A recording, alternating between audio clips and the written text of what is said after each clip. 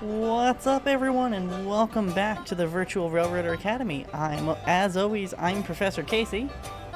And I'm Professor Nick, and welcome to another round episode of Railroaders Play Railroader. Yes. It's good to be back. I feel like I've been gone for ages. You've missed a couple good ones, a couple community nights. I died in the month of August, so you missed that community night. So did I, but it's okay. We did it on August 44th. You missed the Big Emma stream, which we've talked about, and that was a riot. If you haven't watched that one before, go up and watch the VOD.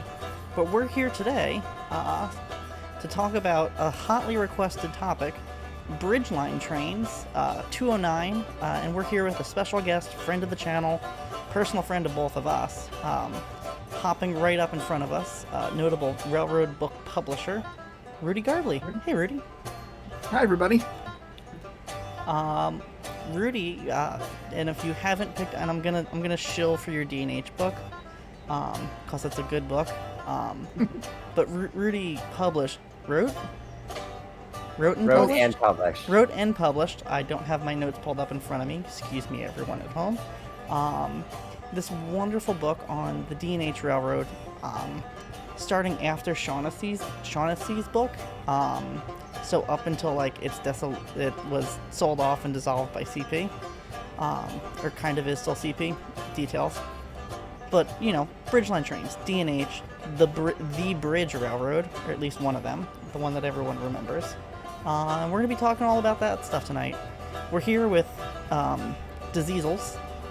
Cause what do you think of when you think of bridgeline trains and the D&H and the alphabet route and the LNHR? You think of early second-gen diesels. So we're playing with the awesome AM&W GP38 tonight, and let's shall we get this show on the road and get moving, guys?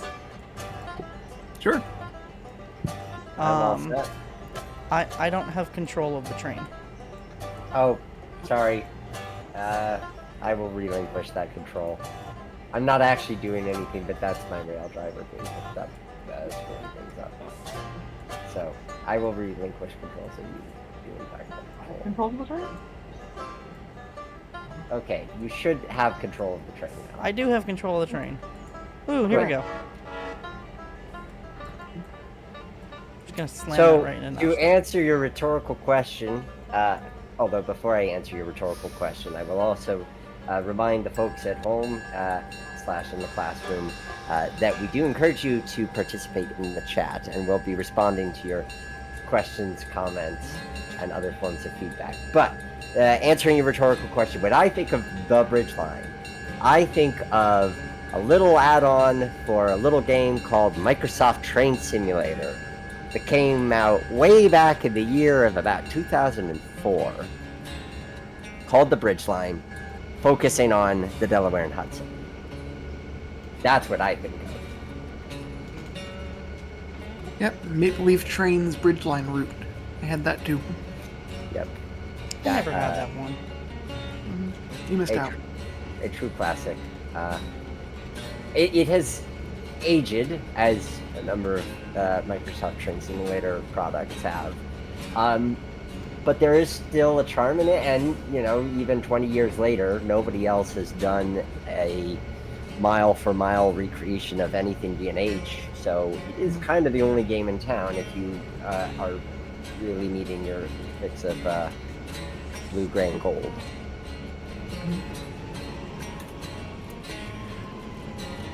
Shout out to my fellow Open Rails / Microsoft Train Simulator homies out there. So I guess kind of the big first question, where all of this starts is, what is a bridge line?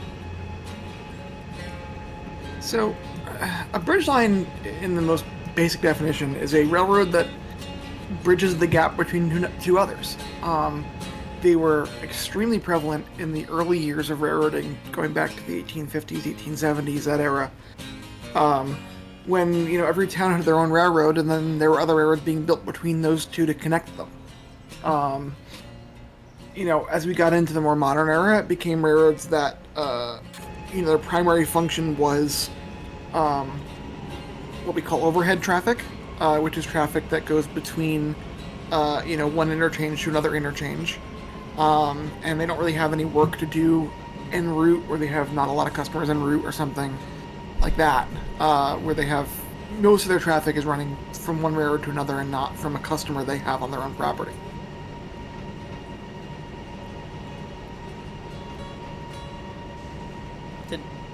Sorry, I saw a message. I thought we may have lost Nick for a second. Well, you did. I'm trying to be indiscreet, but Okay.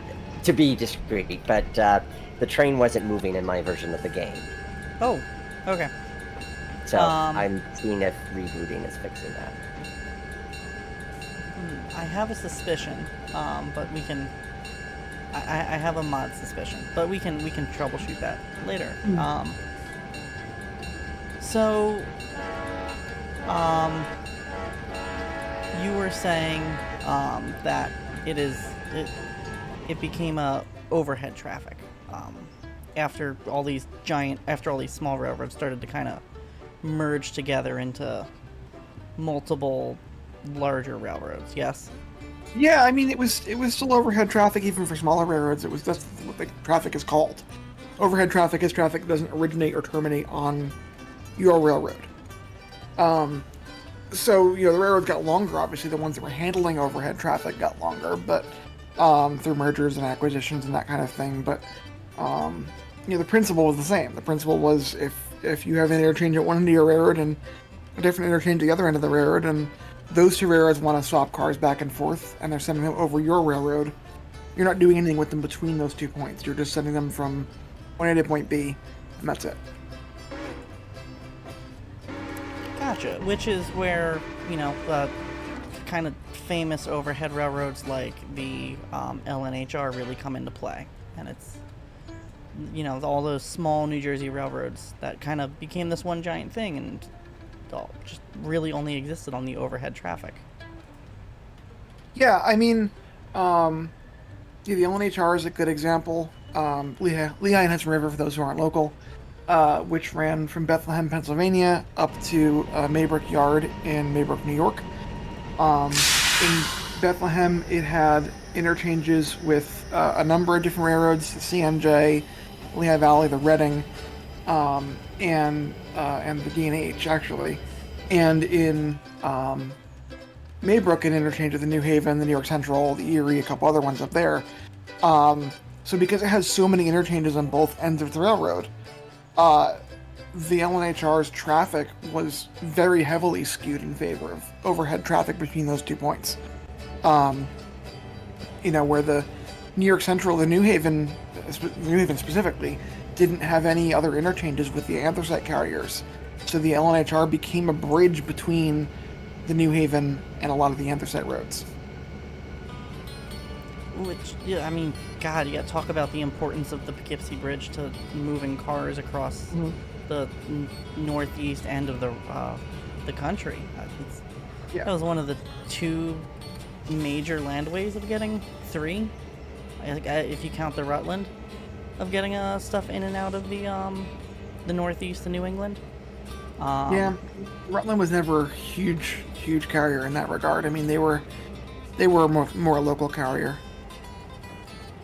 Yeah, they didn't. I mean, they did connect to a few different entities, but I think a lot of it was more about getting different, getting some of the Canadian traffic and getting some of the New England traffic, Canadian traffic from Grand Trunk and New England traffic from B&M. I mean, the Lehigh, New England is another good example. They ran, again, out of the kind of cement belt / anthracite region up to Maybrook Yard. And they did it almost exclusively on trackage rights. I mean, most of their route there was either running on the Susquehanna or running on the Erie's Pine Island branch. They had enough traffic that was overhead or bridge traffic to make it worth continuing to run trains that weren't even on their railroad.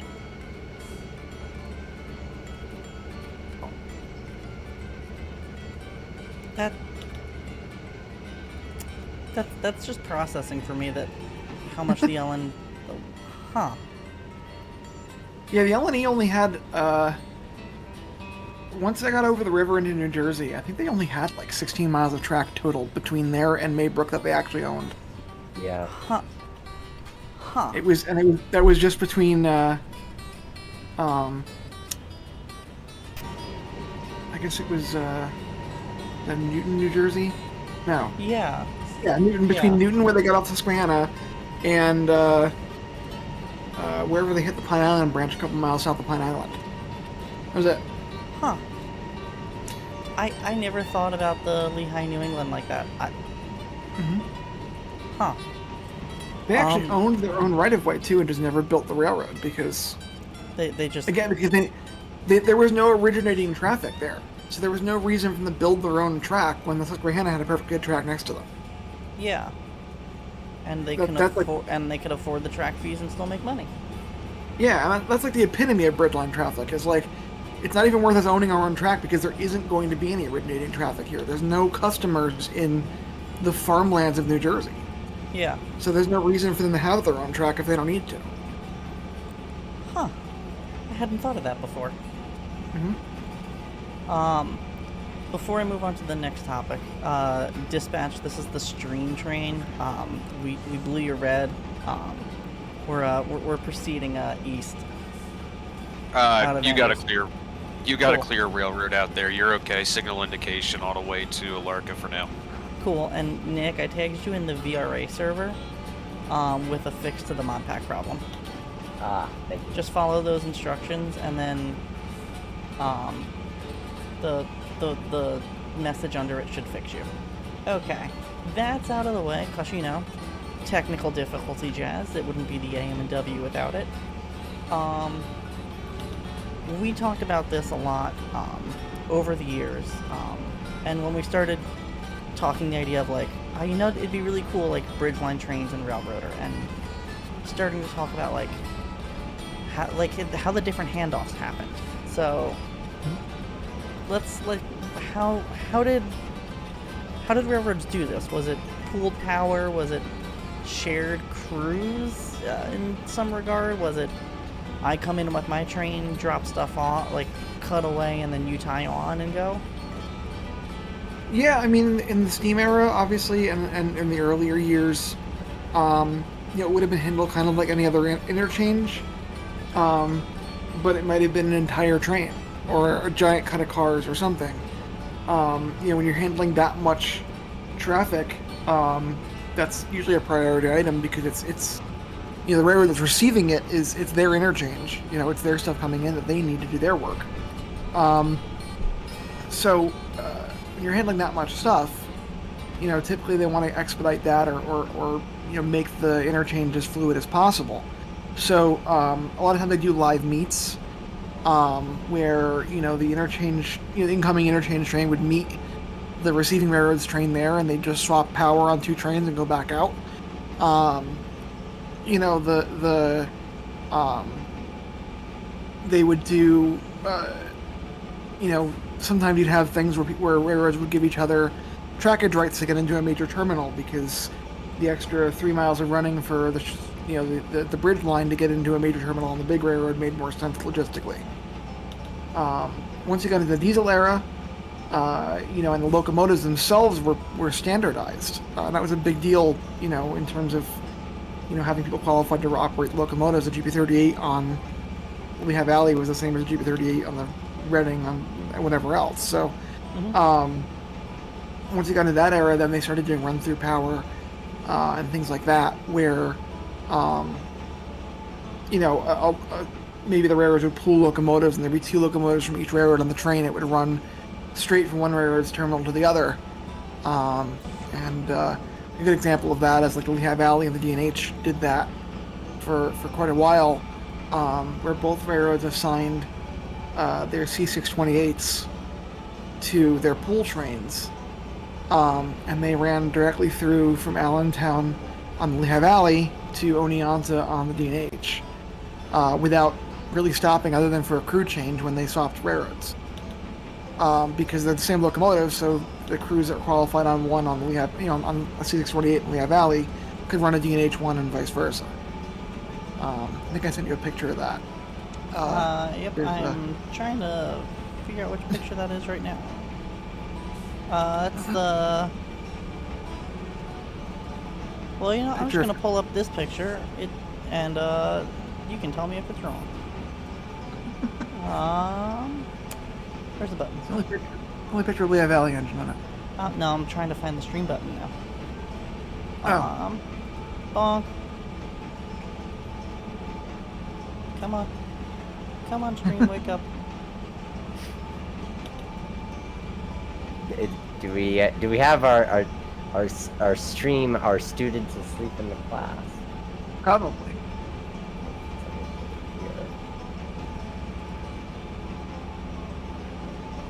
I haven't bored him to death yet. I don't know what's going to happen with the rest of the stream, so.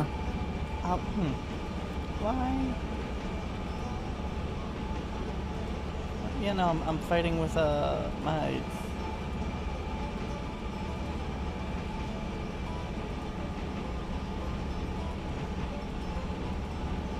There we go. Okay. Aha! I think that's the picture we're talking about. That's it. Yep. Yep. Yeah, so that's 4 Lehigh Valley C628s on the DNH in Oneonta. This is probably, I don't know, 80 miles onto the DNH. And similarly running, the interchange was in Wilkes-Barre. So they would run about 80 miles onto the Lehigh Valley down to Allentown and just back and forth. And so you'd see power from both railroads running on these trains that was pooled, and the only thing they'd have to do is change crews at the interchange. They wouldn't even change power. So it cut your interchange down to about 5 minutes. Super convenient. Just like any other crew change. Yep.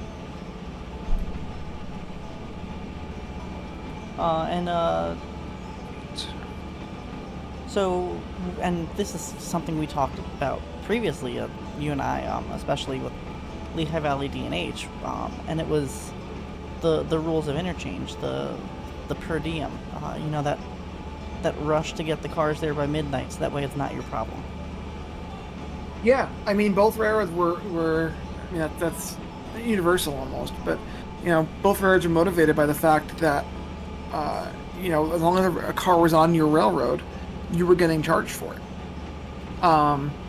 And that typically rolled over at midnight. So if you could get the car, if you all, they got charged to the next railroad. So both places, in this case Lehigh Valley and DNH, you know, had every reason to expedite these trains and get them over the railroad as fast as possible. You know, get them onto the next railroad and get them onto the road beyond that, because again, the DNH was acting as a bridge route. So if you could get a train out of Allentown in the morning and have it on the Boston and Maine by the evening, good for you. You know, then you save the company money. Depended too. Sometimes when these happened, like when these interchanges or the run through trains or the overhead trains would happen, you'd have some other flat fee too, because you know they knew that by doing this arrangement, right? Like if a train left Allentown at 9 p.m. and it got to you know, Mechanicville the next day at, you know, say 9 p.m., right? The Lehigh Valley was going to be eating all of those interchange fees because it wasn't going to be off the Lehigh Valley before midnight. So, you know, sometimes to make this routing happen, the railroads would have a special interchange agreement. They'd have either a flat fee or something that they pay each other for cars, and that would be built to absorb that fee because, you know, depending on scheduling, you could schedule every train within the Lehigh Valley when that car hire bill came through and they got screwed every time. So, you know, it really depended on the railroads and what the agreement was in terms of the traffic. Some railroads that had some bridge traffic but not a lot might not have those agreements in place. Some railroads that handle them as exclusively bridge traffic, like the DNH, were really protective of their interchange agreements and what they, you know, and how fair they were. So. Sorry, I got stuck fighting a cat in the middle of that, cause it's an insane Wednesday here for me. That makes sense. Yeah, you know, pet owner things. Yeah. So we've been kind of skirting around all these different railroads, Sure.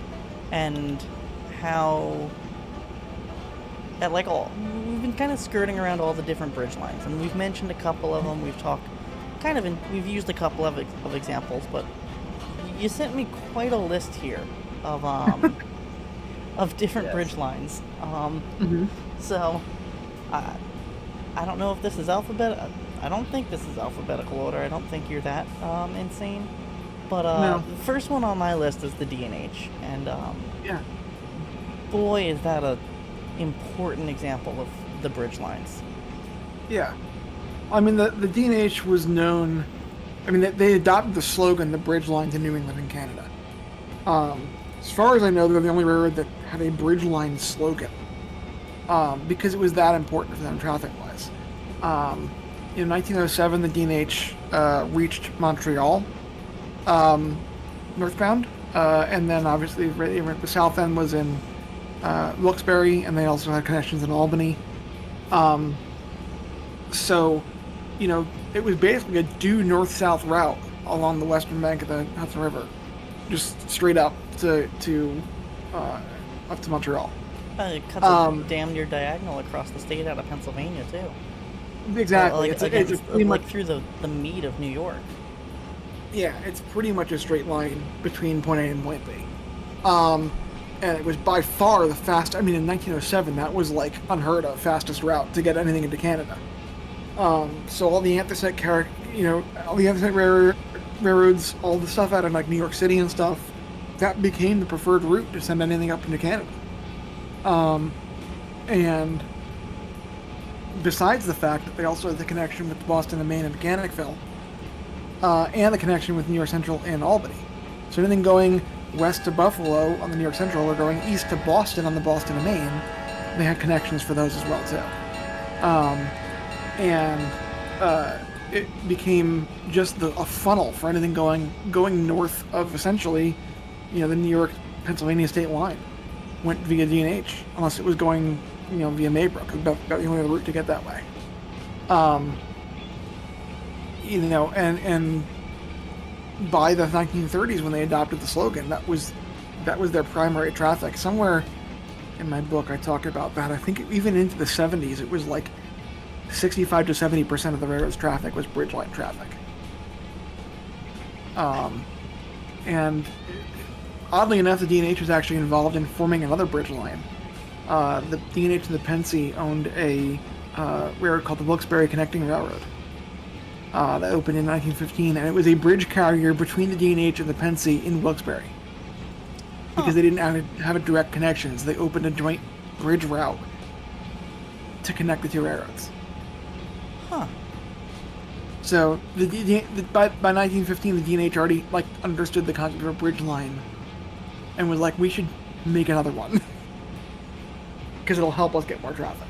And it did. I mean, became the Pensy's connection, up to the Boston and Maine and stuff like that too, because the Pensy didn't directly connect anywhere up there.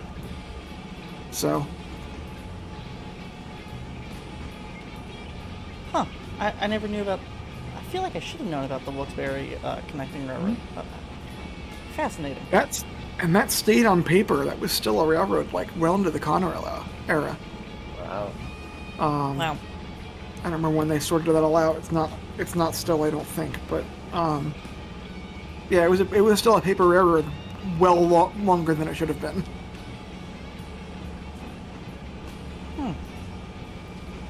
Fascinating. Yeah, I don't know, the D&H just holds a weird place for me. It's a weird railroad in how it existed. With such a strange history. We don't talk about steam era D&H. The diesel era D&H is cool. And I don't know. Recessed European headlights? And no, and Yes, I'm totally here for the recessed European headlights and elephant ears.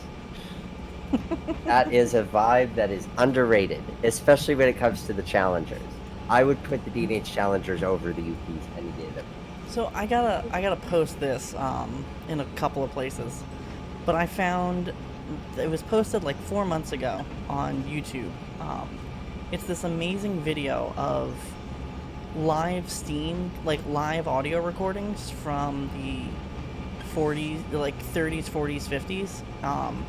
It's Super 8 film that's been digitized, and the sound was like like a second out of sync, and someone downloaded this person's footage, resunk everything, and re-uploaded it.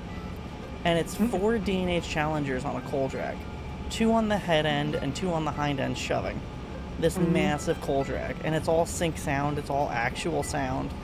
Oh my god!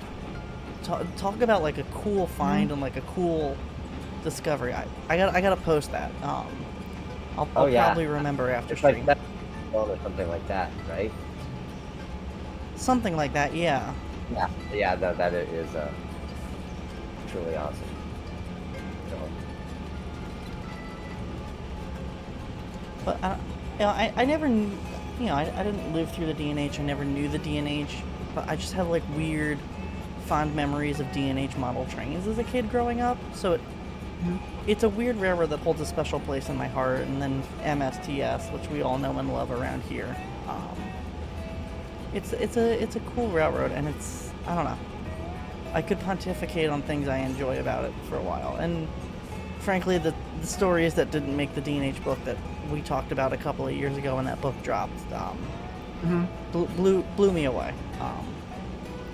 And the people I got to chat with at the book launch, my God, I love it. Anything else to add, Nick? There's a bunch of railroads to go through. yeah, We could pontificate for a while about the D&H. Yeah, D&H, I would say is easily one of the most undervalued railroads, especially when it comes to Northeast Railroad. And I think that the lack of surviving steam locomotives is probably one factor. I think you could draw a direct correlation between interest in a railroad and number of surviving steam locomotives, with the exception of the New York Central, which Yes. doesn't have a lot, but has a lot of interest. But outside Pennsy, there's a number versus, say, what else? Well, L&E, you don't have any steam surviving there. So I think that there's an interesting correlation between those 2 points. And I'm always on the toot about how post-1960s railroad history has frequently been underdocumented because, again, see that fixation on the steam era.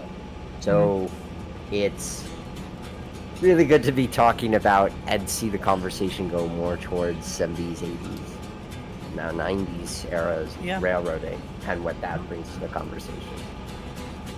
Yeah, I mean, I like all those, keeping the D&H theme, all those photos that I remember growing up with of the Sharks and the PAs and the RSs on giant freight trains.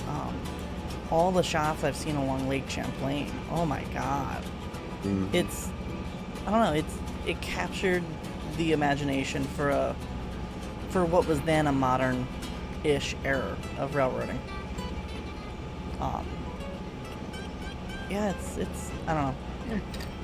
I mean, the D&H was interesting too because, certainly its background to bridge lines. It was positioned between everybody else, which was what made it a bridge line to begin with. But like, they weren't just a north-south bridge line; it was an east-west bridge line too.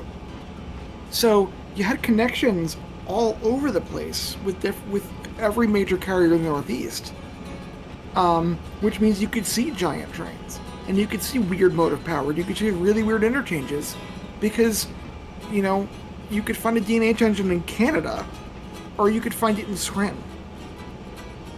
And that's 2 totally different landscapes to be operating a single railroad in, especially in the 60s and 70s.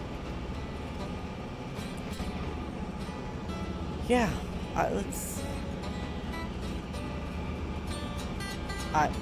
sorry, I just got COVID brained in the middle of that. No. Yeah, I mean,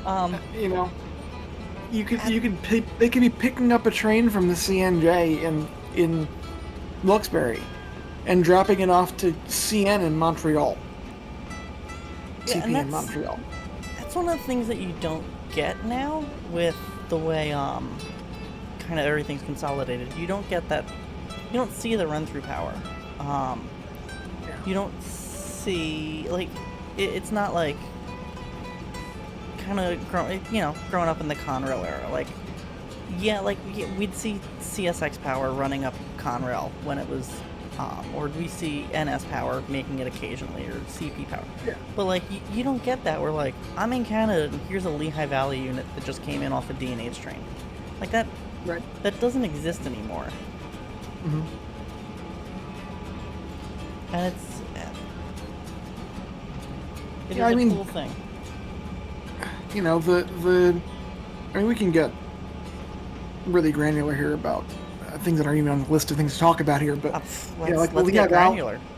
The Lehigh Valley and the NNW ran joint piggyback trains called the Apollos. And pre-Conrail, you could very easily see a Lehigh Valley locomotive show up in Bellevue, Ohio, on the old nickel plate, or you could see an NW locomotive show up in Oak Island, New Jersey.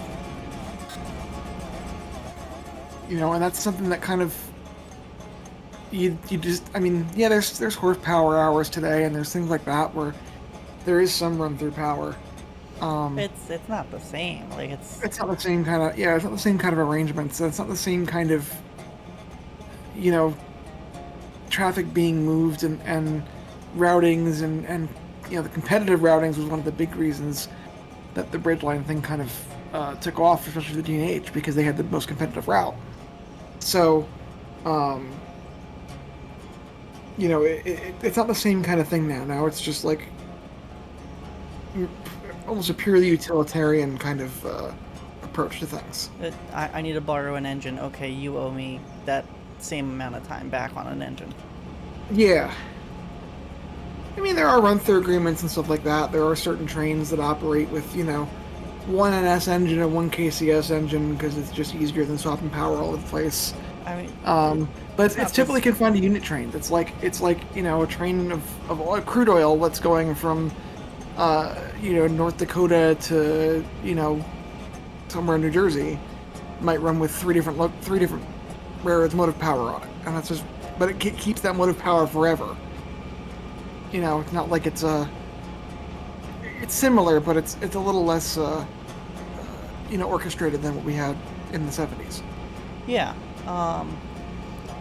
Or like Conrail shared assets, where we'll see the EL engine show up on a train, and then the next day it's a CSX engine, and the next day it's an NS engine. Yeah. Granted, that's all one. It's one company in a trench coat, or it's three companies in a trench coat. Two companies? Something like that. It's a couple companies in a single trench coat, but it's still like that's the closest you get to seeing like power truly being shared, and not like, all right, like I need my 50 hours of EMD of GP38 power back. Mm-hmm. Yeah, and what just ended? The road railer train that was always run through power, right? I was pretty much NS operated. Was that NS all the way? I thought that. Yeah. I thought that traded power. Oh no, CN that's NS. For a bit, but it wasn't ever operated jointly.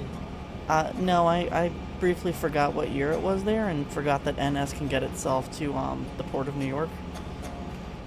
Yeah, I mean, when Road first started, it was a Conrail NS run through train. Mm-hmm. But that was only when it first began. So. Yeah.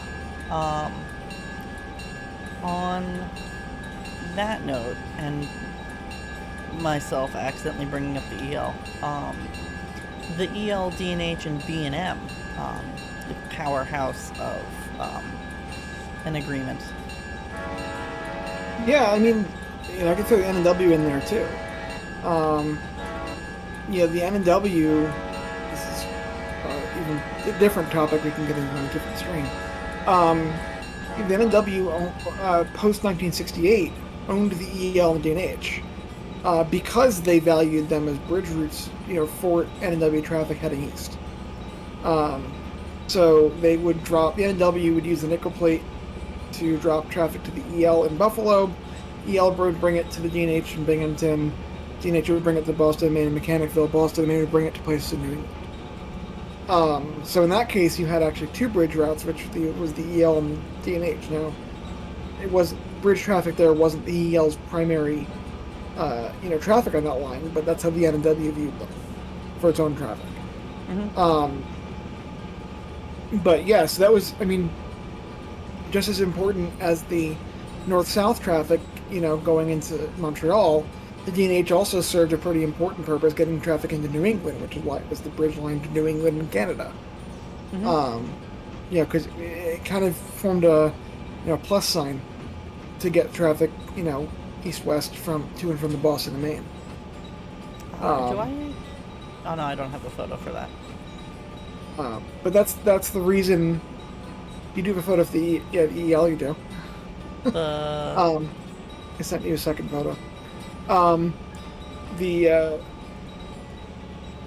yes, I do. So the EL would run would run stuff through to Albany, Colony, and the DNH, and then the DNH would run stuff through on the EL, sometimes to Cornell, sometimes even to Buffalo, depending on what the traffic required. That photo. And then the DNH also ran through some power on the Boston and Maine for a while too. So that's a picture of a EL GB35 in the DNH's colony shops. Then you just come through off a run-through train. That is a beautiful Again, photo. It's all about expediting the movement of those cars because they weren't stopping anywhere. They didn't have to stop anywhere. There wasn't work to do en route. So the further they could bring the same locomotives before having to refuel them or service them or anything else, the better it was for everybody involved. Because the quicker time to get between point A and point B. Yeah, just keep it moving. Yep. Why stop if you don't have to? Right. Sorry, I'm mesmerized by the photo as you're talking. That's a killer photo. Well, while you're mesmerized, hey Kyle, 4-axle units are slowly becoming things that need to be preserved. That is the absolute truth. Snaps. Yeah. Yeah. Insert this photo in that conversation. Are you sending me another photo or that previous photo? Yeah, the one you were just looking at. I metaphorically inserted. Exclusively 4-axle locomotives that need to be preserved. Yes. So. Well, and looping back to the DNH, and I haven't been able to talk about this on a stream yet, but props to the Saratoga and Cornith for preserving those two RS3s from the DL.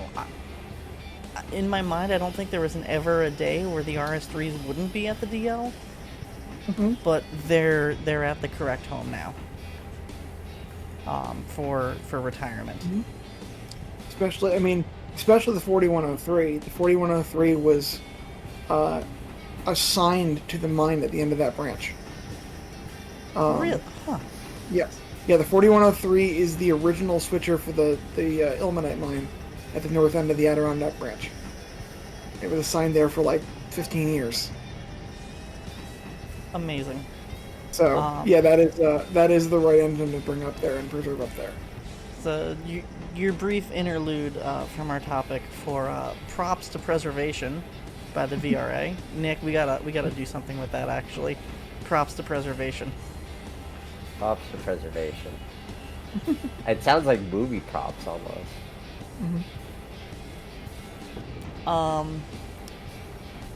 So the EL, DNH, and B&M had a deal. I forget where we were. We looked at a cool photo. All of us involved got distracted. That's about it. I mean, it was just that, again, the DNH, as much as it was north-south route, it was also east-west. It got stuff, just as easily from, from New York to Montreal as it did get stuff from Buffalo to Boston. So that's why the DNH was kind of the pinnacle of bridge routes. the LNHR, the LNE, so many others were kind of a one-directional railroad. It was stuff going to or from Maybrook. It was stuff going to or from XYZ location. D&H had multiple locations that were very important inbound, outbound points. So. Yeah, and it's it's again, we talked about this earlier with the Poughkeepsie Bridge. It's that all crucial. How do you avoid the New York Central or the New York City barges to get your stuff to New England? Yeah, I mean, there was only the Poughkeepsie Bridge was the only location between Albany and New York that had a rail crossing. And just chatted the other day with some people about and Chris, no offense, I know you're here, how dumb the Maybrook line it was as a route. Yep.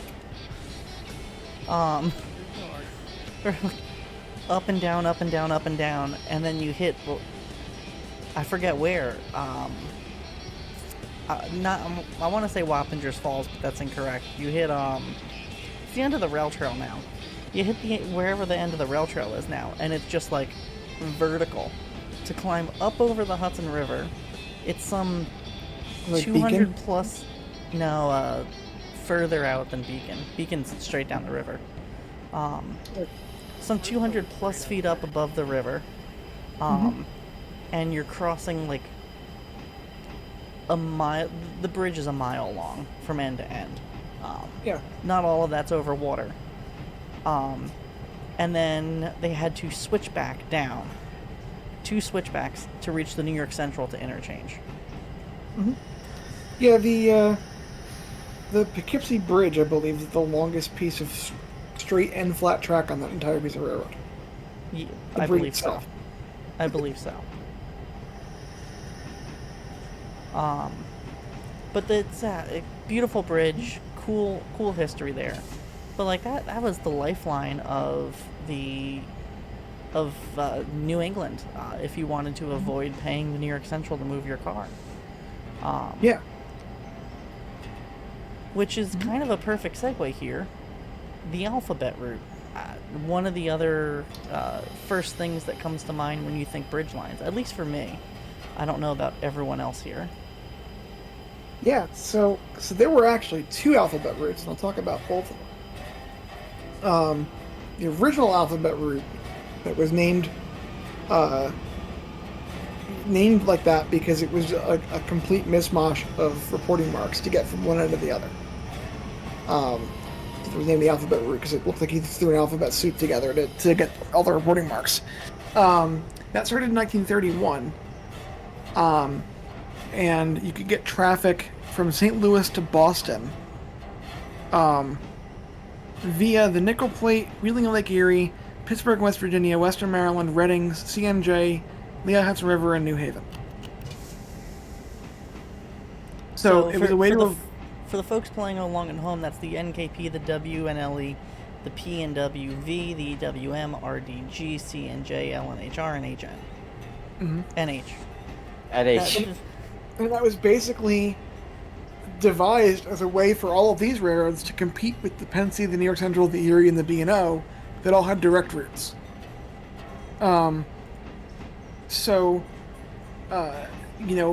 Basically, if you could ship something via the Pennsy and just send it from one to the other, that was easier. So what these railroads had to do is come together and devise a big plan where they all basically became a bridge carrier for each other, and said, okay, we're going to just handle this train from St. Louis to Boston, not going to break it up anywhere. It's just going to go from one to the other, and we're all going to profit from it because we're taking traffic off the Pennsy, or off the New York Central, or off the Erie, or off the Boston, or off the B&O.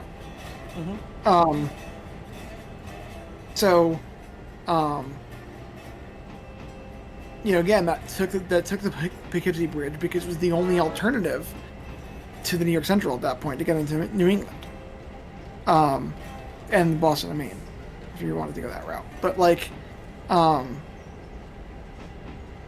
so that was the beginning of that route in 1931 when the Pittsburgh and West Virginia was completed, and some of them became they actually named the trains. So the Reading and the Western Maryland named their trains the Alpha Jets. So that would be trains that originated on the Reading or the Western Maryland in Harrisburg or Hagerstown, and then ran out to the onto the N&W in like the Toledo or Detroit area, depending on where they were headed out west. This would have been really like high priority traffic, automotive traffic, fast freight boxcar loads, expedited stuff, perishables, and piggyback to UFC, that kind of stuff would have been there. Eventually, the service was expanded to not just include St. Louis and Boston, but you could do Philadelphia, New York, and Chicago all on the same set of railroads. And by the early 60s, they had it down to 34 hours between Philadelphia and Chicago, which is pretty impressive for the amount of interchanges involved there. For taking the back roads all the way, that's insane. Mm-hmm. So, and I think the Pennsy and the New York Central still had them beat on time. But the problem with what the Pennsy and New York Central did was that they would get to terminals in like Toledo at midnight, and there wasn't anybody loading a truck in Toledo at midnight. So, what the Alphabet was able to capitalize on was the fact that they were running this a lot of times during the day. They timed it out so that the interchanges all happened at night, not major terminals happened at night. So they were able to pick up traffic along the route. They were able to do things to expedite more traffic. If you had a piggyback car going from Boston to Toledo, well, it left Boston at say 3 p.m. on Tuesday, it would be in Toledo at 1 p.m. on Wednesday. So it could be loaded and unloaded during business hours, not in the middle of the night. So even though it was a little bit longer than what the Pennsy and the New York Central were able to offer on the same route, they were still able to compete effectively because they had better service. Being able to do those daytimes, like daytime deliveries, is super important for being able to effectively move cargo. I mean, you drop something off at midnight, and you put it where they tell you, and then you come in the next day to pick it, and it's not unloaded because you put it in the wrong spot. It's story ages old as time out there. Up on stream right now is a photo of the Poughkeepsie Bridge, and obviously before the fire, and when they were still running trains on it. But in case anyone isn't familiar with it, and a comment from some of our friends here in chat, Rudy. A note that we missed about the Maybrook and the bridge is that it was one of the few options for heavy and oversized loads. Yes. Because you can't car float it through New York City. So you got to take it up to New York Central, or you got to take it up to the Boston and Maine. Interesting fact, too, and I don't know if you can see it in that photo. Not well. Poughkeepsie Bridge was originally a gauntlet track. Yeah, I noticed that. You can see where the other track, where the second double track would have come in and gauntleted. Yeah, so there was not a crossover or anything. It was just a gauntlet. So if you ever go visit now and you're scared of heights, don't worry. They made the bridge from there to there wide, and not there to there wide. So it does feel a little bit more comfortable walking across it, but not by much. Fun fact. Your adventure may vary. Yes. Yeah, I'll stay on the ground. So. Yeah, I mentioned, the LNHR was part of that route, and that was, I mentioned, we talked about earlier, the LNHR being an important bridge route that, pretty much exclusively moves stuff from the anthracite roads in Pennsylvania up to the New Haven at Maybrook to go over the Poughkeepsie Bridge. And the bridge pretty famously burned in 1974, and I'm not going to discuss whether that was intentional or not, but it essentially cut the LNHR and the EL and a lot of other railroads out of routings and forced customers to use what was in the Penn Central to get into New England. because it was the only other route into New England that cut Penn Central out of most of the rate from Chicago to Maybrook. So now you had to go Penn Central to get there. And the traffic, the Alpha Jets and all the other overhead traffic that was going via LNHR was so important that while the bridge was still on fire, the president of the LNHR, Gifford Moore, called the Delaware and Hudson's offices in Albany and basically told them that his railroad was finished. Like, if the bridge is gone, he can't survive. Yep, the bridge the bridge burning that killed the railroad. Yep. Literally the lifeblood of it. That's my introduction to the LNHR came from MSTS and the two LNHR routes. And I remember my first introduction to the Bridgeline trains overhead traffic being like the simulated activities of like you're taking a train from Maybrook down to the yard with the Pennsylvania Railroad and dropping it off there. Like I remember those being the early, like kind of my early introduction to this exact topic. It holds an incredibly special place for me. I remember vividly the photos of the massive freights behind the not the mountains on the LNHR. And this weird low grade route through the through western New Jersey, kind of skirting around the back of the entire mountain range. Yeah. Which I guess admittedly made the LNHR a great route because they can haul these giant trains down to Interchange in Allentown? Yeah, Allentown Yard. Allentown. And get them around the back of all the mountains until you get to Maybrook. And then you deal with the really dumb Maybrook line. Again, sorry New Haven fans out there. That was another. I mean, that's a good example, right? The Allentown Interchange is a good example of what I talked about earlier. The LHR only actually directly got to Easton, and they ran on the CNJ for like 7 miles or something to get into Allentown Yard. Well, it was, they were on the Pennsylvania Railroad. Once you got to Belvedere, down to Phillipsburg, and then they owned a bridge, which still exists, and the locals still call it the LNHR bridge. And like, guys, this was the weirdest, dumbest. Like, they're running trackage rights on someone else's railroad. They build a bridge from someone else's railroad to another person's railroad, so that way they can run their trains. So that way customers can avoid using one of the railroads that they have trackage rights over. Yes. It's also a weird bridge. Just as an aside, it's a curved bridge with like a 2% grade on it. Let me see if I can find a photo as we're talking. Yeah, I mean that's another example like where it made more sense from the CNJ's perspective. Because where the LNHR hits the CNJ, there's not even space for another track in there. It's like wedged into the side of a mountain. So it made more sense for them to run the extra couple miles to get into Allentown Yard, have the interchange there, and then also the LNHR got interchange rights with all the other railroads in Allentown, the Reading, Lehigh Valley later on, whatever else.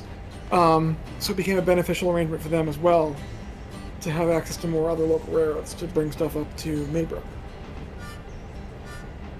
Which just further helps your... I'm going too fast. Just further helps your bridge line, your overhead traffic, of being able to connect with all of those other railroads, which are also a part of the alphabet route, and more things can move. Yep. I'm not finding any non-crunchy photos right now. Though that's an MSTS photo. But if you guys Google LNHR Bridge, Phillipsburg, New Jersey, or Easton, Pennsylvania, you'll see it. It still exists. NS still uses it to get their local. They take I wouldn't trust the bridge, but insane 3-axle power over that these days. It makes me weak in the knees. I like Yes, the I first said way that you right. put it. Me too. Me kidding? The first way sounded better. All right. But it's Google it, check it out. It's a cool bridge, and it's this weird connection that allows that allowed the LNHR to be what the LNHR was. Yeah, so that's the original alphabet route from 1931 was the east-west route. And again, the LNHR became part of that, even though it's kind of a north-south route. It became part of that just because of the geography of the area and how it had to get from, the Anthracite region in Pennsylvania up and over and around to New England. So, so that became the major east-west route, the alternative to the big railroads, the alternative to the Penn Central and the, B&O and later Chessie and that kind of thing. And even the alternative to Erie Lackawanna for a little while, although the N&W started routing their traffic over the Yale at the end, and then it, kind of messed that up a little bit. But I think the alphabet route that us in the Northeast are a little more familiar with was also called the alphabet route, but the early paperwork, and I'm going to use it to distinguish it, called it the Northeast alphabet route because that's how they distinguished it from the original alphabet route that went across the country. It was really a post Penn Central bankruptcy way for a bunch of northeastern railroads to kind of compete with Penn Central, and do essentially exactly the same thing. So it used the B&O, the Reading, the CNJ, the D&H, and the Boston and Maine, and the Maine Central to get things from Potomac Yard, which is in Alexandria, Virginia, just across the river from Washington, D.C., all the way up to Portland, Maine. That routing changed a little bit over time. The CNJ pulled out of Pennsylvania in 1972. Lehigh Valley took over that portion of the route. Lehigh Valley and D&H built a new connection outside of Wilkes-Barre in 1973 to make these trains easier to run. And that's the photo that Casey showed earlier of the Lehigh Valley engines up in Oneonta that made that run through move possible instead of having to do a straight interchange in Wilkes-Barre-Brockburn. But this would have been. This is the correct photo for what we're talking about. Either that or the other one. They're both for this. The pink one is also correct. There we go. But yeah, so. There you go. So that's an original 1973 ad. That's just after they opened the new DuPont connection, which is where the Lehigh Valley and the D&H built a connection outside of town, so they wouldn't have to run into the yards or anything. They could literally just change crews and fly and go. Huh. So yeah, if you look at that schedule, you leave. You could leave on Monday from Portland, Maine, at 9:30 p.m. and you'd be at Potomac Yard by 5:35 p.m. on Thursday.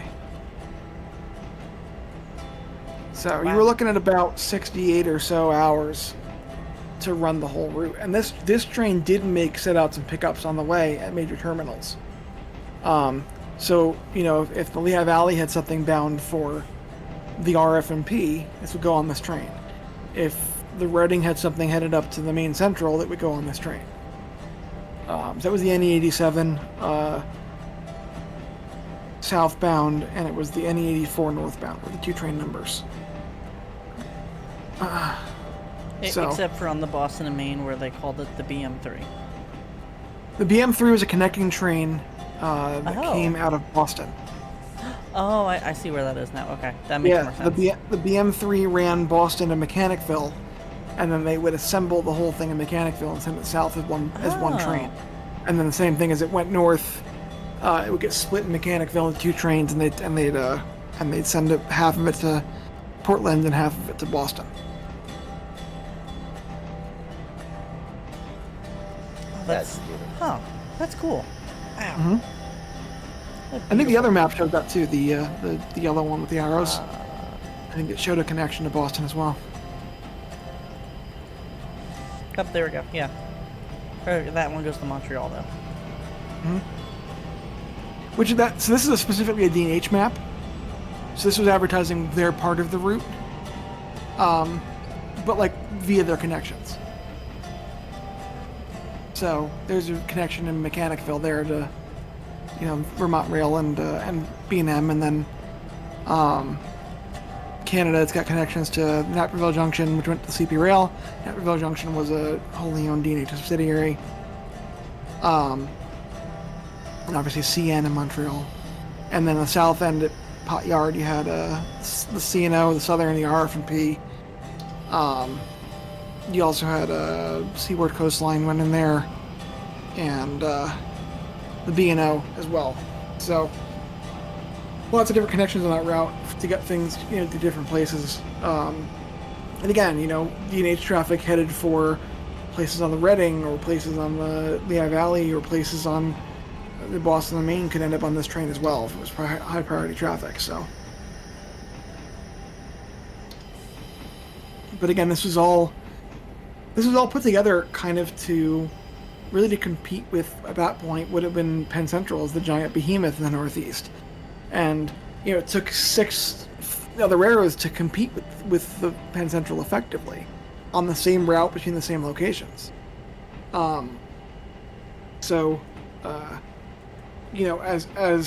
interesting as this may have been, it didn't really survive the Conrail era, because the more of these railroads that got taken over by one giant behemoth or two giant behemoths, as we kind of now have in the Northeast,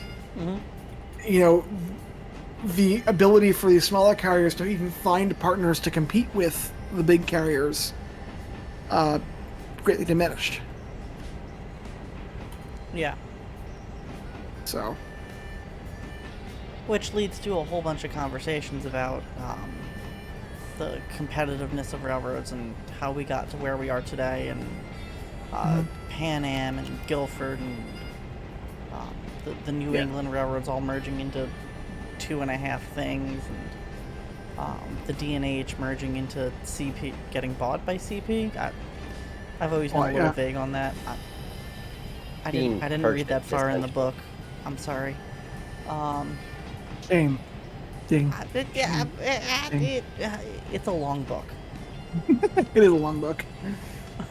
And I read it.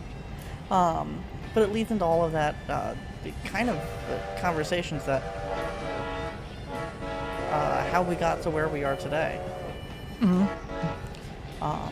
that the merger mania, as some like to call it, of the Northeast. Yeah, I mean, that was, the D&H's role post-Conrail was to provide that competition. And to kind of be the alternative route that other railroads would want to partner with. And it was to some degree. I mean, it still had, through trackage rights, it had connections with the N&W in Buffalo, and, it had connections with the Western Maryland and stuff like that, which had run through stuff up into Enola at that point.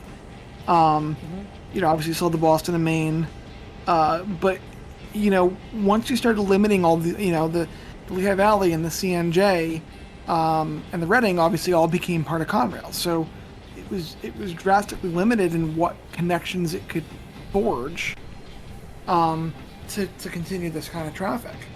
Yeah. So a lot of those, all of its partners are now its competitor. Right. So, that kind of brings us up to the present day situation where you got NS and CSX in the area, and there's really nobody else handling big overhead traffic like this without somehow involving one of those two carriers. The only regionals in the area are R&N and Susquehanna, really. And Susquehanna is arguable. Yeah, but both of them are either leasing track from NS or somehow have reciprocal agreements with them or something like that. The R&N shares part of the Lehigh line with NS. Susquehanna's leasing the southern tier. Susquehanna NS. is owned a little bit by NS and CSX as well. It's Yeah. like a pseudo shared assets thing. Yeah, and again for NS and CSX, the Susquehanna is kind of a bridge carrier.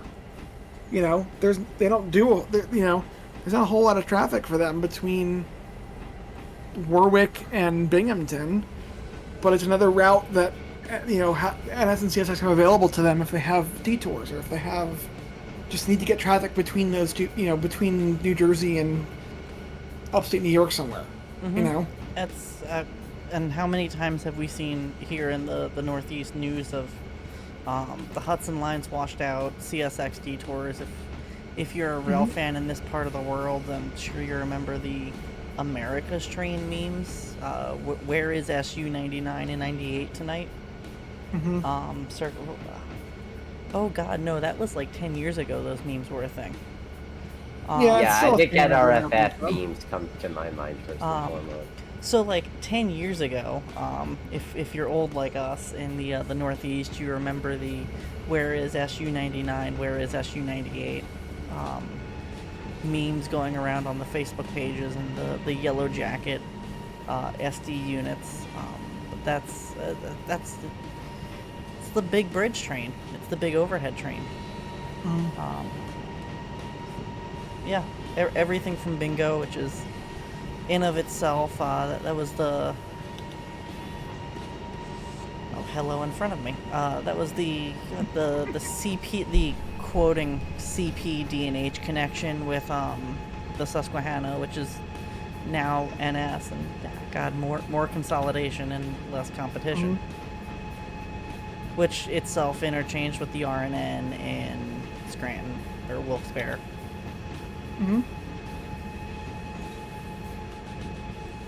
Yeah, I mean, so really the last railroad that really acted as a bridge carrier in the U.S. Not part of a bigger system, but carrying cars between bigger systems, was the Wisconsin Central. And they were a link for some Canadian railroads that ran into like Duluth or other places up north to get their stuff into the Chicago area before a lot of those connections existed. And once CN purchased the Illinois Central in, I think it was 98, they really kind of, the Wisconsin Central became a bridge route for CN, almost exclusively for CN, because they were moving stuff from the Illinois Central in Chicago to CN in Duluth. And as happened with many of these carriers over time, CN kind of went like, that's dumb. We should just buy them. Like, if they're going to be moving our traffic anyway, why are we paying them to do it? Yeah. So, in 2001, CN bought the Wisconsin Central. And that's really how a lot of those kind of mergers happened. Once these railroads realized that, this route was integral to our survival because we need XYZ to be able to get our traffic from, we have a main traffic base going between, New York and Chicago. Therefore, it's important that we own the route to do that. We're not relying on somebody else. Or whatever the case was. In this case, it was Chicago to Duluth. So, that's how a lot of these mega mergers kind of happened over time. And bigger railroads absorbed smaller ones because they had some kind of important connection for them they needed. Really, that was, the Wisconsin Central being bought in 2001 was really kind of the end of the bridge line as a concept in the United States or North America. There's certainly times when that does still happen. We just talked about Susquehanna. But it's the exception, not the rule, even on the railroads where it does happen. Yeah. Susquehanna's primary traffic is not bridge traffic. Susquehanna's primary traffic is a lot of its own stuff. with a little bit of bridge traffic here and there, but it's not much. Because CSX would not be sending cars from Little Ferry to Syracuse on Susquehanna. They're going to send on their own railroad. Yeah. So, and that's kind of the whole point. Like that's why Susquehanna stopped having stack trains, because once CSX took over Conrail, there was no reason to have the trains in Susquehanna anymore. Yeah. There was no benefit to that connection. No, the Sealand stopped making sense, as cool as it was, and I wish we had an on-hand photo of that. But for those listening along at home, railroad near and dear to some of our hearts here. For reasons yet to be known to us, actually, we don't know why we like it. The Susquehanna had these, they call them Sealand trains. It was the old coal pier in, I'm forgetting their pier, not Weehawken, next one up from that. What was it? Edgewater. Edgewater. They turned this old coal pier into a stack train pier, and they were running double stack trains with FP45s? F45s, ST45s, the occasional GP18, C430, C420. Like the weirdest oddball short line power you can think of. Every once in a while, they'd throw a RS3 in there somewhere, an RS1. The one S2 that still existed. Yeah, the S2 didn't really make it into stack trains, though, unfortunately. I mean, they definitely have some crazy power on stack trains, but I don't think I ever saw the S2 on a stack train. That would be something, though. That would be cool. I'd be there for it. Maybe someday here on the AM&W. But it's... Okay, so I just sent you a photo. You can show if you want. Up there it is. Oh, that's a good... Is that PJ? That's in Port Jervis. I hate that I recognize that. This is a... Preview a photo from a forthcoming book, by the way. That book will be out in about 2 weeks. Oh. Sneak peek, everyone. Wait, where did I just save this to? Oh, there we go. Okay, that button, and then that button. The Sealand trains, everyone. This is coming off the southern tier in Port Jervis. Well, yeah, coming off the southern tier in Port Jervis. They're gonna keep swinging around. I guess that's Conrail at that point still? Yeah, it would have been Conrail. That's Conrail at that point still. Heading up to the old LNHR connection with the Erie, and swinging down the LNHR, and then back onto the Susquehanna. So no, this is pre-connection to the LNHR. They would have had to go via Maybrook. Oh god, they would have had to go up and then. Oh god. Yeah, pre 88, they had to go to Maybrook and then switch ends. So it's the Susquehanna is an oddball in that a lot of these important railroads that we've been talking about of Bridgeline, the LNHR, the Susquehanna itself, the EL, it's all using still bits of that to move their trains. No matter, even if they themselves are not a Bridgeline railroad, and they have a single two overhead trains a day, every 3 days, whatever it is now. Yeah, basically 3 days a week each one train each direction. Yeah. So it's still doing the thing, and it's one of the few places. One railroad that comes to mind as we're talking about this that I don't know much about, so I'm kind of throwing this out for anyone out there, is Montana Rail Link.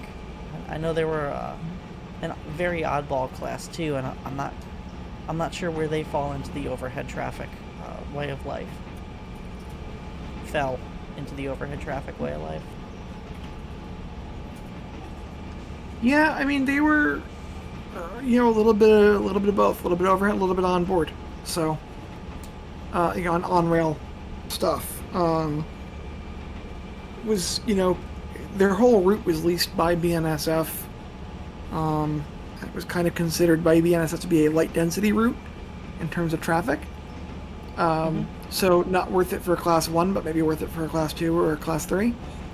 That's kind of where Montana Rail came in. And a lot of class 1s have done that recently. There's so many regionals and short lines out there that are operating on class 1 owned track because the infrastructure required for a class 1 to operate it would be excessive. Whereas a short line can operate with 3 guys and a locomotive, Yeah. It is very interesting to see short lines in my career that operate on what once upon a time were class 1s and are no more, but the infrastructure is there, whether it be the larger radius curves or the high embankments. It's definitely interesting to see that mixture. Another one that's coming from one of our friends here as a question mark, and a now fallen flag to the miniature class 1 that is G&W, the P&W, Providence and Worcester. I know they had a couple of locals, but I think they handled a good amount of overhead traffic as well. Yeah, and that's a function of where they operate too. A lot of their traffic is trackage rights on Metro North or Amtrak. Where there's not going to be a lot of online traffic. But they do have some online traffic. There are some customers. There's a lot of them are like municipal waste customers and stuff like that.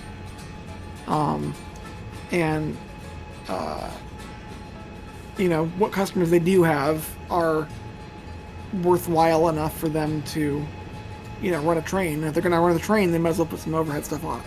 So.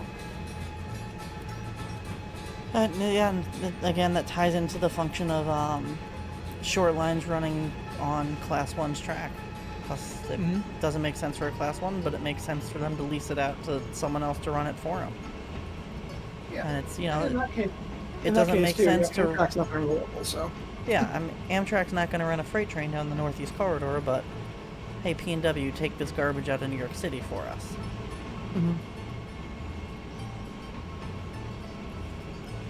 That's and straying briefly away from that's topic for the evening, but that's the growing trend that I'm seeing a lot of.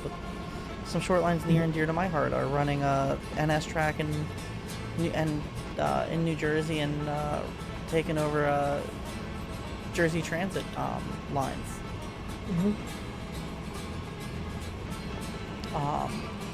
So bringing it back. Just looking at our list to see if we missed anything for the evening. I have a note here I made for myself that I think I made up in post-COVID brain thought, because all I said is Pennsylvania Railroad reefer train from setup running. And I'm not entirely sure what that means. There's this great part of the book that I do remember of Pensy running a reefer train, fruit from the West Coast, down the, not the Elmira division, the Williamsport division, over the Bald Eagle branch, with the mountains, the M1s, and handing it off to the CNJ in Wilkes-Barre. For it to keep going, and that being a major point of OP Orr's story is running that overhead train of like, it has to, and timetabled trains, right? This comes back to that of like, no, this train needs to be to this yard at this time, because it's perishables. It has to move, it has to be to the other railroad. And just kind of dispatchers clearing the way for this train to just go. Right.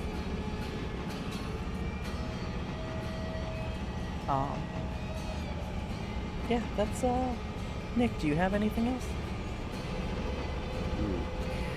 I was just thinking about how I feel like the concept of the Bridgeline train is also uniquely American within the North American landscape, as you don't really see that in Canada. And there's not really I mean, I think if you went far back enough, you might be able to see it, but not in anything post 60s, because by that point the smaller railroads are subsidiaries of CN or CP. Were not really large enough to have bridge traffic. You had some, the one that I'm thinking of that did, and it's interesting in that it survives, is a favorite of mine. Actually, the first railroad I fell in love with, the London and Port Stanley Interurban Railroad. Not that their bridging was huge, but they did connect. So London Port Stanley, 25-mile interurban off the coast of Lake Erie, went from London, Ontario, south to Port Stanley, which was right on the lake. It kind of was a bridge railroad in the sense that it did haul Bessemer and Lake Erie coal from the car ferry.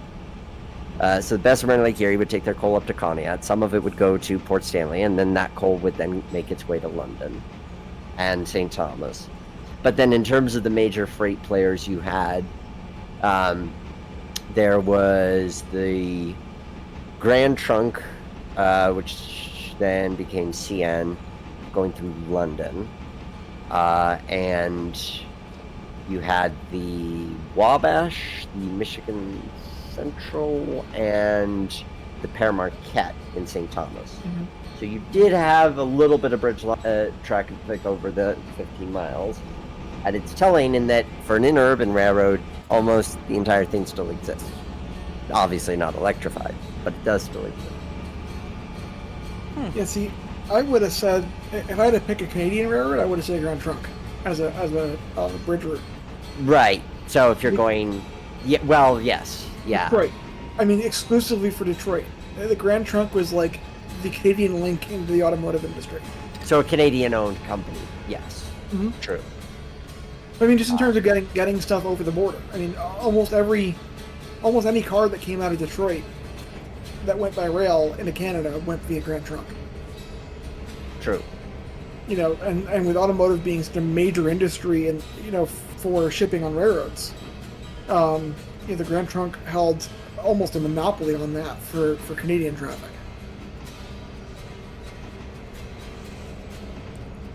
Wasn't the Central Vermont in a way that for New England? Somewhat, yeah. In terms of getting stuff in and out of Canada from New England, yeah, they were. I mean, I saw. Oh God, I wish I could find that map again. I saw a map where there's a large chunk of trackage rights in the middle, but they get down like all the way to the Long Island Sound and Boston, through. Some of it through own track, some of it through trackage rights. I'm sure someone out there is going to remind me and correct me, or find the map and send it to me. I'll appreciate that. We'll share that pre or post stream. On the note of the foreign bridge traffic, before stream, friend in the chat, say hi, Rex. Hi, Rex. We were talking about the unique Americanness of this and how it's just kind of starting to exist in the land, in the upside down land.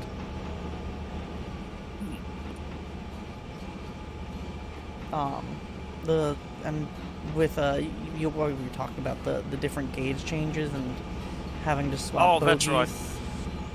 Yeah, so there's I wish I could find it again. I didn't mention this earlier, but there's this wonderful documentary that I think it was a movie tone doco or something like that, circa 1958, which described the movement of a shipment of prime cattle from a stud up in Armidale in northern New South Wales, which is very near to where I grew up, all the way across to I'll use the American term, a ranch, or what we call a cattle station in Esperance in Western Australia.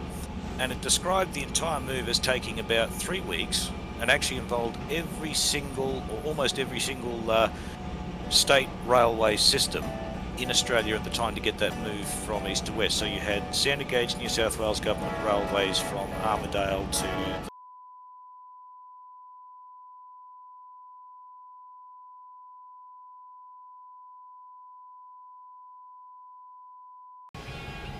Hey, world! I think we're back. Stuff appears to be fixed on our end. Hopefully it's fixed on your end too. I don't remember what we were talking about when everything died. But while everything was dying, we were all talking here as we were resetting the game and everything about different bridge lines that we kind of forgot about throughout the course of the stream, and y'all in the chat just start. Whoever wants to start, throw something out, and let's talk about it.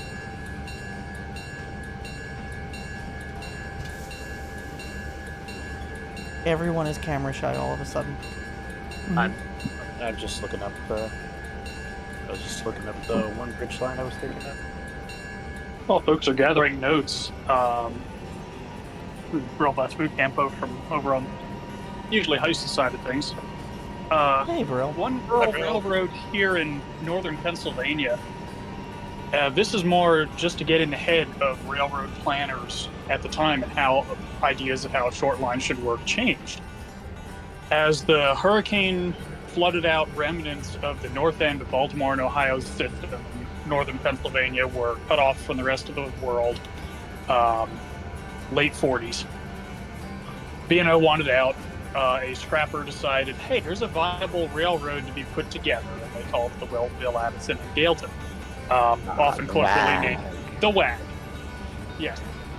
Part of their thinking was, hey, we could capture some bridge traffic from the Erie in Wellsville, New York, on a southeasterly shortcut to the New York Central, soon to be Penn Central, down the Grand Canyon of Pennsylvania, just west of Wellsboro. And they were partly counting on that. They were also partly counting on the refinery in Wellsville, which closed 2 years into the WAG's existence. So fortunes quickly changed. The bridge traffic didn't pan out.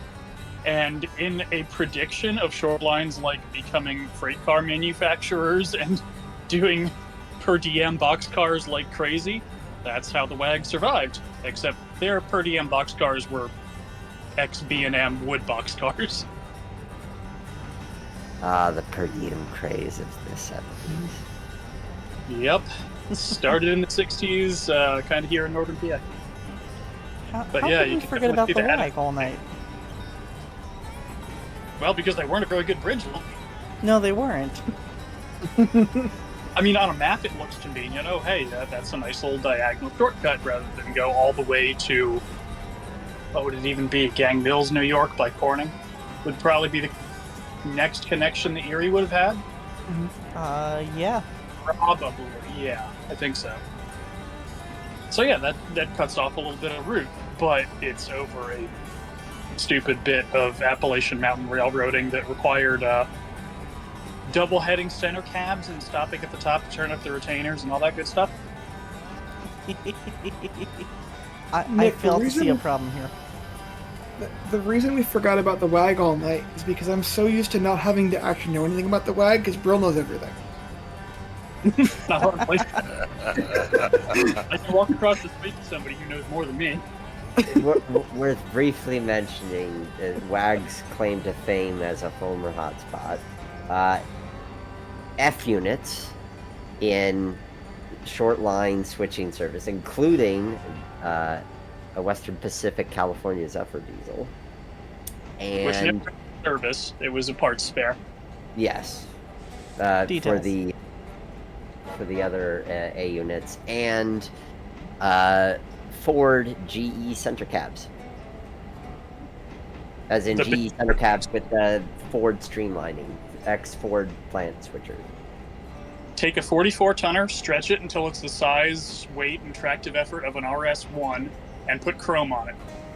And grills, and curvy grills. Oh yeah, chrome curvy grills. Yeah.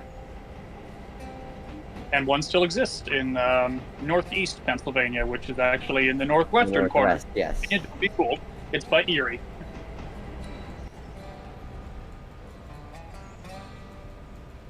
Are there any good interurban bridge line things you got out there for us in the electric side of the world? Not to put you on the spot, but since we have you here, That's okay. it's a topic we don't think I really get have- to discuss. Maybe Yeah, the it's not something I have a Washington great old- background on, but Maybe there Washington were old- connecting electric interurban lines that handled freight traffic and interchanged freight between each other. And I believe there was to some extent, a run-through scheme, all on connecting lines from western Pennsylvania west well into Indiana, which was very crisscrossed with interurbans. Southern Michigan, southern Illinois, what eventually became Philadelphia and Western's maintenance motor number 402, now preserved at Rock Hill Trolley Museum.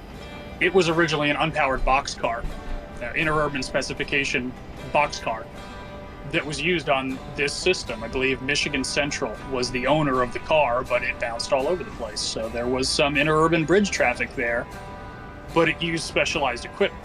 So it wasn't really bridging between other railroads, just between other interurban. Huh. And it's worth mentioning, all of you trailer on flat car fans, you have to thank the North Shore line, Chicago, North Shore, and Milwaukee. They pioneered that in 1926. Huh. Because they had the advantage of downtown freight terminals, and they were like, hey, these motor truck things seem like a cool idea. Well, let's stick some side supports on some wonky flat cars, custom order a couple of trailers, and see if people like the service. And it didn't stick around terribly long, but it was kind of the first true intermodal. Huh. Cool. I'd like to be a fly on the wall for that conversation. Yeah, these motor truck things that seem like they're gonna neat. Anyone else here? Thank you, Brill, for the brief interurban interlude. Topic we don't get to talk about enough, and Nick, I know I'm speaking to your heart here when I say this. I wish that we have an opportunity to talk about it more. Anyone else hanging out here with us tonight have any more oddball bridge lines? One I do have, it's well, I don't have a whole lot of information specifically on it. The Tennessee, Alabama, and Georgia was a bridge line that ran basically between Chattanooga and what was the other? I just saw it. Oh, the tag. Gadsden, Alabama. From the wag to the tag. Yep. There yeah, you go. and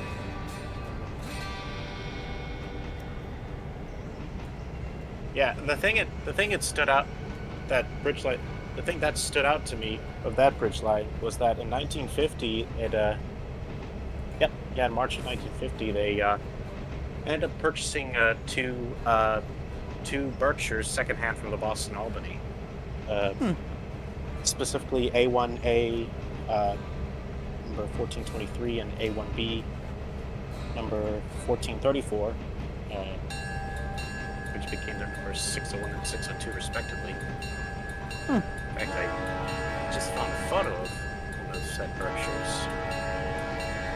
We'll grab that and stick it in the ACT text.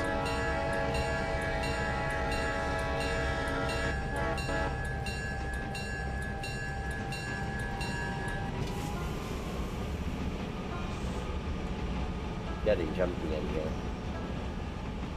We're in Bryson. That's what happened in Bryson. It's normal. Okay. Well,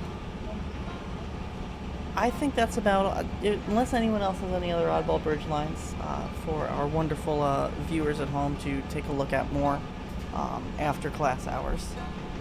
That's There's always the St. Johnsbury and Lake Champlain Railway, running from St. Johnsbury, Vermont to, I believe it was Swanton, Vermont. It was built as part of the It was originally built as part of the Portland Ogdensburg Railway. and eventually became its own little route, and it worked as bridge traffic across the upper end of Vermont for a lot of years. Mm-hmm. Yeah, they're the ones that had the crazy bridge across the north end of Lake Champlain, too. Oh, Yes, they were. That's the other railroad with the floating bridge, boat, Mm-hmm. barge, bridge, car ferry. And up until its later years, it was known as part of at least a little bit as the covered bridge route, because it had a lot of covered bridges back in the day. Oh, okay, now I recognize it. Yep. How's them? Well, thank you everyone who stuck around this evening through the trials and tribulations of trying to run some overhead trains on the AM&W. We're not quite the Silva yet, but we'll keep plowing our way there. Rudy, thank you as always for coming on and chatting with us this evening. It's Absolutely. always a pleasure to talk about these weird niche subjects that you have a unique specialty in.